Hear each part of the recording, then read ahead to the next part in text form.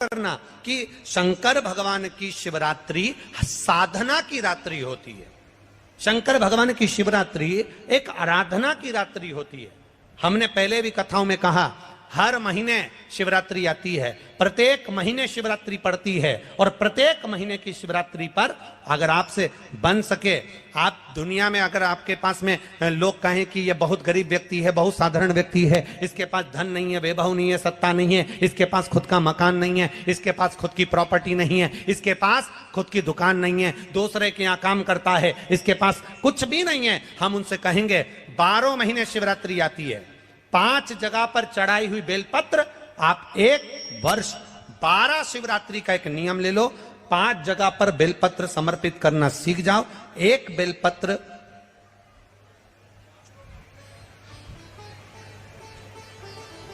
ये शिवलिंग, ये जलाधारी, बहुत ध्यान से देखना, ये चरण जहां से जल नीचे गिरता है, गणेश जी का स्थान, कार्तिकेय जी का स्थान, यह हस्तकमल माता पार्वती जी का हाथ हस्तकमल, शिवलिंग भगवान शंकर का स्थान।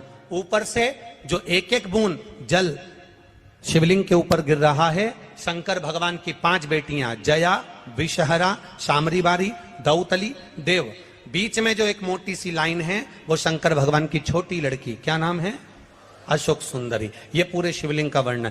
5 जगह पर बेलपत्र, 5 स्थान पर बेलपत्र, 12 महीने की शिवरात्रि। आप दूसरे के यहाँ काम कर रहे हो, नहीं है नौकरी, नहीं है काम, दूसरे के मकान में रह रहे हो, खुद का मकान भी नहीं, खुद का प्लाट भी नहीं, खुद की प्रॉपर्टी भी नहीं, बहुत संघर्ष की जिंदगी जी रहे हो, ठेला धका रहे, लॉरी चला रहे, गाड़ी चला रहे, ऑटो चला रहे, अपने लिए करने का प्रयास करना। घर में जितने सदस्य हैं, 12 महीने शिवरात्रि आती है, एक बेलपत्र अशोक सुंदरी वाली जगह पर, डंडी का मुंह नीचे की ओर, दूसरी बेलपत्र माता पार्वती जी के हस्त कमल पर। ये 2 पत्ती जो होती है, इस पत्ती के 2 भाग शिवलिंग के बीच में हो। तीसरी बेलपत्र भगवान शंकर के शिवलिंग पर, डंडी का भाग आपके विपरीत दिशा में हो, विपरीत दिशा में। चौथी बेलपत्र भगवान शंकर का जहां से जल बहकर जाता है, जमीन पर जो जल बहता है, जमीन पे से जो जल बहकर जाता है, चौथी बेलपत्र उस जमीन के जल पर जहां से वो पानी बहकर जा रहा है, पूरे शिवलिंग को छोड़कर जहां से पानी जमीन पर बहकर जा रहा है उस स्थान पर। और 5वीं बेलपत्र नंदी का जो पांव ऊपर उठा हुआ है, उस पांव के पास में 5वीं बेलपत्र समर्पित करना। एक शिवरात्रि से लेकर 12 शिवरात्रि जो 1 वर्ष तक कर लेता है, 1 वर्ष अपनी कड़ी मेहनत के साथ में मेहनत पूरी करना। और ये 5 बेलपत्र हर महीने जो शिवरात्रि आती है उस पे समर्पित करना प्रारंभ कर दीजिए और मेहनत करना प्रारंभ कर दीजिए। आपको आपके कर्म का फल मिलेगा। साल भर के अंदर आप अच्छे बनकर बैठ सकते हैं। जो शिवरात्रि, मासिक शिवरात्रि जो आती है, आप 12 महीने का नियम बनाओ कि मैं 12 महीने की शिवरात्रि का व्रत करूं ना करूं। मैं शंकर के मंदिर में 12 महीने जो शिवरात्रि आती है उस शिवरात्रि का नियम लेती हूं कि शिवरात्रि के दिन में दिया लगाने 3 जगह पर जाऊंगी। पहला, बोलते जाओ जम के, बेलपत्री के नीचे। दूसरा, शंकर भगवान के मंदिर में या शिव मंदिर की चौखट पर। तीसरा, आंवले के वृक्ष के नीचे। ये 3 जगह पर आप प्रणाम कर कर, झोली पसार कर बाबा देवाधिदेव महादेव, माता लक्ष्मी और पार्वती के नाम से दिया लगाना प्रारंभ कर दीजिए। 3 महीने की शिवरात्रि पूरी हो, ये निश्चित है अगला पत्र आपका इस जगह पर मिलेगा कि बाबा ने मेरा। भगवान को अर्घ देते हैं, जल चढ़ाते हैं, तो वो जल पृथ्वी पर जब गिरता है तो उसके छींटे हमारे शरीर पर लगते हैं। क्या वो ठीक है? क्या वो श्रेष्ठ है? तो शिव महापुराण की कथा कहती है, जब हम सूर्य को अर्घ देते हैं, सूर्य को जल चढ़ाते हैं, वो पानी जब पृथ्वी पर गिरता है, उसके छींटे हमारे शरीर पर लगते हैं, तो वो श्रेष्ठता का भाव निर्मित करते हैं। वो गलत नहीं हो सकता। कारण अब वो भी समझ लीजिए।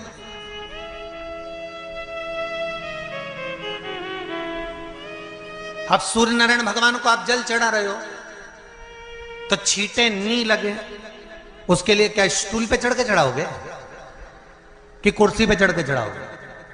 अरे बोलो तो सही। अब कई लोगों के दिमाग में यह बात भरा गई कि हम भगवान को जल चढ़ाते हैं, वो हमारे शरीर में छींटे लगते हैं, जमीन पे से पानी गिरता है, वो हमारे शरीर को छींटे लगते हैं, भगवान को अच्छा नहीं लगता होगा। कौन ने कहा? पहले तो उसको पकड़ के ला।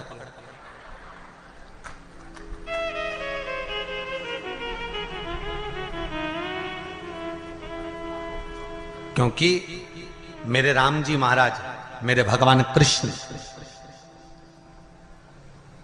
बड़े बड़े संत साधु सन्यासी तपस्वी साधक उपासक जितने भी हुए, जिन्होंने सूर्य की आराधना करी, इन्होंने टेबल पे चढ़कर या कुर्सी पे चढ़कर जल नहीं चढ़ाया, इन्होंने पृथ्वी पर खड़े होकर ही, क्योंकि पृथ्वी तत्व के देव हैं शिव।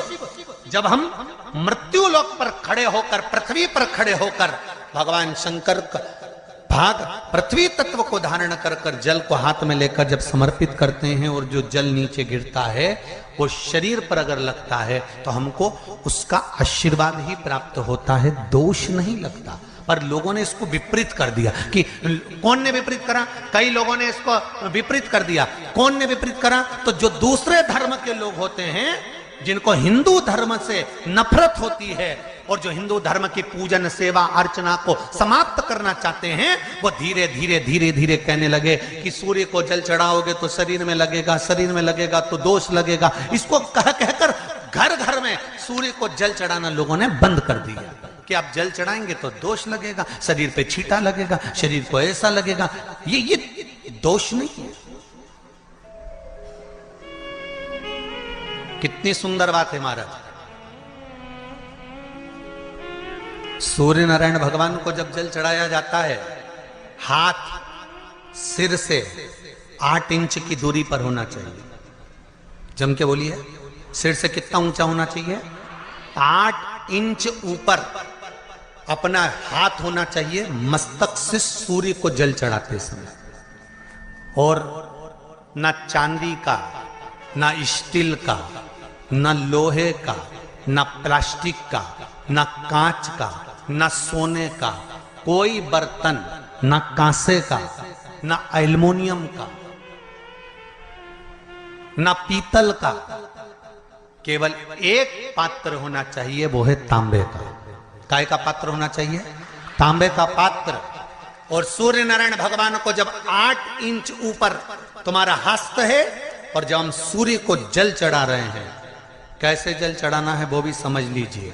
अगर कोई कैंसर का मरीज है, जिसके चेस्ट में कैंसर आ गया हो, लेफ्ट में राइट में कहीं पर कैंसर आ गया हो, या कोई गठान आ गई हो, तो महाराज आप जल चढ़ाते समय उस जल की धार को सूर्य भगवान को जब चढ़ा रहे हो तो धार आपकी गठान की ओर जाना चाहिए, जिससे सूर्य की किरण उस जल में से आपके उस स्थान पर पड़े, उस जगह पर पड़े जहां पर गठान है।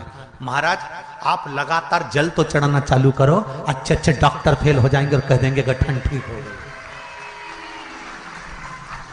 आपका लीवर और किडनी गड़बड़ कर रहा है, आप प्रतिदिन आपका स्वास्थ्य गड़बड़ रहता है, आप प्रतिदिन ये ज्योतिष शास्त्र के अंतर्गत, रत्न शास्त्र के अंतर्गत, ये रत्न शास्त्र, ज्योतिष शास्त्र, रंग शास्त्र जो हमारे यहाँ है, रंगों के हिसाब से ये जितने रत्न होते हैं, माणिक हुआ, मोती हुआ, नीलम हुआ, मूंगा हुआ, पुखराज हुआ, ये क्यों कहते हैं ये पीला है, ये सफेद है, ये नीला है, ये लाल है, इसको शरीर में क्यों पहनाते हैं? उसका कारण होता है कि जब शरीर में पहनते हैं, सूर्य की किरण उसमें पड़ती है, हमारे शरीर पर वो कलर का इफेक्ट पड़ता है, उस कलर को शरीर पर लगता है, और शरीर पर लगता है तो हमारा शरीर धीरे धीरे, हमारी जो इंद्रियां हैं वो सही होने लगती हैं, काम सही होने लगता है। तो आप कहते हो ना, तब करे फल नहीं मिला।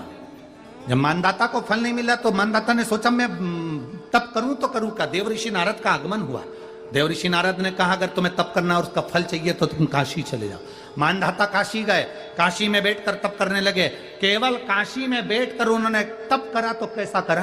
केवल एक बालू का शिवलिंग बना लेते थे और बालू का शिवलिंग बनाकर उसकी आराधना करते थे, उसकी पूजन करते थे। पूजन करते, गंगा का जल लाकर बालू के शिवलिंग पर डालते, उनको समर्पित करते, बस वो बालू के शिवलिंग की आराधना करते करते करते करते करते करते थोड़ा सा समय निकला, उनको नहीं मालूम कि एक शिवरात्रि निकल गई, दूसरी शिवरात्रि आई है। हर महीने शिवरात्रि आती है, प्रत्येक महीने शिवरात्रि पहुंचती है, प्रत्येक महीने आती है।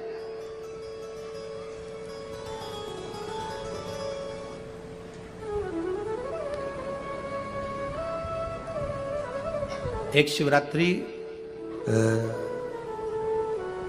अपन पंजाब में थे, भटिंडा, तब पड़ी थी, जनवरी की पड़ी थी वो, जनवरी की। अब फरवरी की जो शिवरात्रि पड़ेगी वो अपन झारखंड में रहेंगे 5 तारीख से 9 तारीख के बीच में, तो बीच में शिवरात्रि पड़ेगी।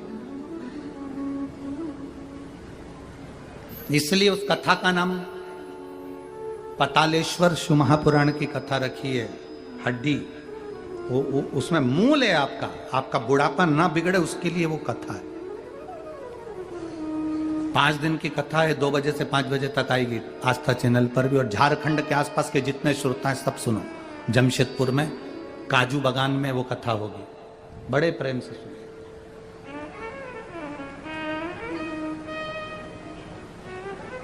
काजू बागान में तुम ये सोचकर मत आना कि काजू तोड़ के खा लेंगे।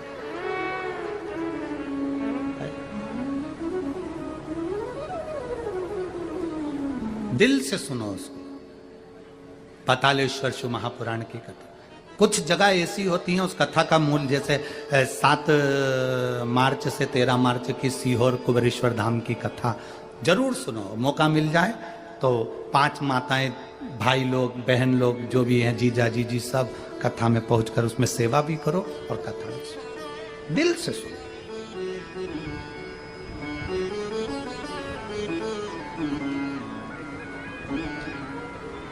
भगवान की भक्ति को धारण करिए। मानधाता ने बालू का शिवलिंग बनाया, पूजन करना प्रारंभ करी, गंगा जी का जल ले जाकर चढ़ा देते।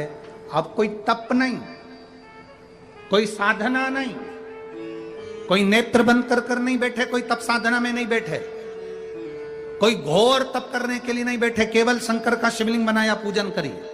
साल में एक दिन सावन के महीने में जो शिवरात्रि आती है, हम भी टीवी के माध्यम से, सोशल मीडिया के माध्यम से आप सबके घर में पार्थिव शिवलिंग का निर्माण करवाते हैं। उसका कारण केवल इतना है कि हम पूरी जिंदगी तप नहीं कर पाते, पूरे साल व्रत नहीं कर पाते, साधना नहीं कर पाते, तो कम से कम सावन के महीने की शिवरात्रि पर जब अपने घर में मिट्टी का शिवलिंग बनाकर पूजन करते हैं तो हमें तप और साधना का पूरा फल प्राप्त हो जाता है।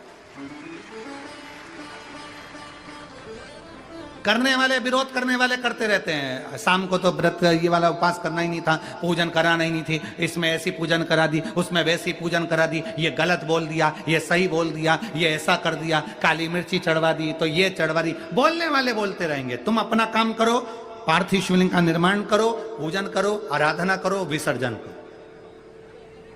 आग लगे बस्ती में, जम के बोलो जरा अपन रहो क्या किसको रोइए, चादर तान के सो। अपने को मतलब नहीं कुछ भी कि अपन को सोचो।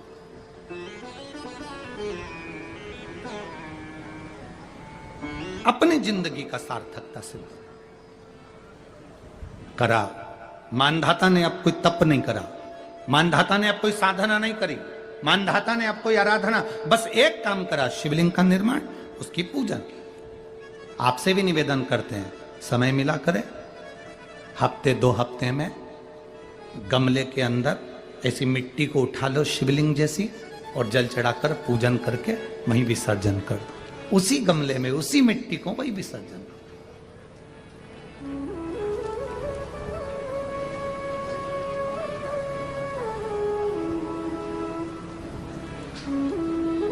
प्रयास करो, उसका फल मिलता है। हमारा शंकर भगवान प्रकट हो गए, कहा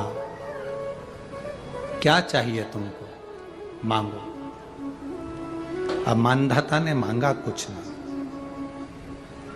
मानधाता ने कहा कि पहले तो मैंने जब तप करा, साधना करी, आराधना करी, तब तो मुझे आपका दर्शन नहीं हुआ, और अब आप मेरे सामने आ गए तो मैं मांगू, ये श्रेष्ठता कहाँ है? अब मैं मांगू, ये श्रेष्ठता कहाँ है? मुझे मांगना